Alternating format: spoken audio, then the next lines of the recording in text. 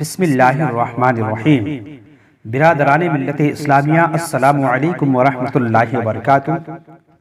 معزز سامعین و ناظرین، آج پھر سے میں آپ کے سامنے ایک بہت ہی بہترین ویڈیو کے ساتھ حاضر ہوا ہوں، جس میں ہم انشاءاللہ تبارک و تعالی ماہ رمضان میں تراویح کی نماز کے ہر 4 رکعت کے بعد جو دعا پڑھی جاتی ہے، جس کو ہم لوگ دعائے تراویح کہتے ہیں، اس دعا کو تلفظ کے ساتھ، ادائیگی کے ساتھ ہم آپ کو پڑھ کے سنانے کی کوشش کریں گے۔ نماز تراویح کا پڑھنا مرد و عورت سب کے لیے سنت مؤکدہ ہے، اس کا چھوڑنا جائز نہیں، اور تراویح کی جماعت سنت علی الکفایہ ہے، یعنی اگر تمام لوگ با جماعت نہ پڑھیں تو گنہگار ہوں گے، اور اگر کچھ لوگ با جماعت ادا کر لیں تو گناہ نہیں۔ قیام رمضان کی بڑی فضیلت ہے۔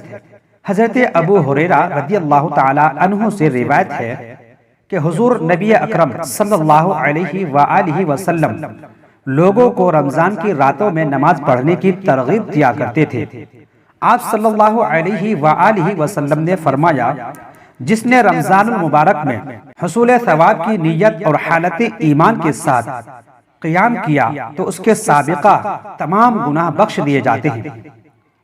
نماز تراویح کا وقت عشاء کی نماز کے بعد وتر سے پہلے ہوتا ہے، اور رات کے آخری حصے میں پڑھنا افضل ہے۔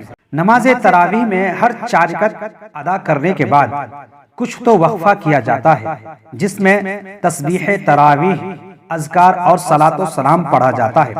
تسبیح تراویح یہ ہے: سبحان ذی الملک والملکوت، سبحان ذی العزت والعظمت والہیبت والقدرت والکبریاء والجبروت، سبحان الملک الحی الذی لا ینام ولا یموت، سبوح قدوس ربنا ورب الملائکۃ والروح، اللہم اجرنا من النار یا مجیر یا مجیر یا مجیر۔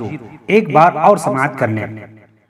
سبحان ذی الملک، سبحان ذی الملک والملکوت، سبحان ذی العزت والعظمت والہیبت والقدرت والکبریاء والجبروت، سبحان الملک الحی الذی لا ینام ولا یموت، سبوح قدوس ربنا ورب الملائکۃ والروح، اللہم اجرنا من النار یا مجیر یا مجیر یا مجیر۔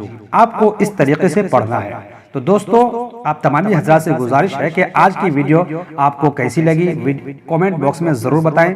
تب تک کے لیے الوداع، پھر کسی اگلے ویڈیو کے ساتھ ملتے ہیں۔ السلام علیکم ورحمۃ اللہ وبرکاتہ۔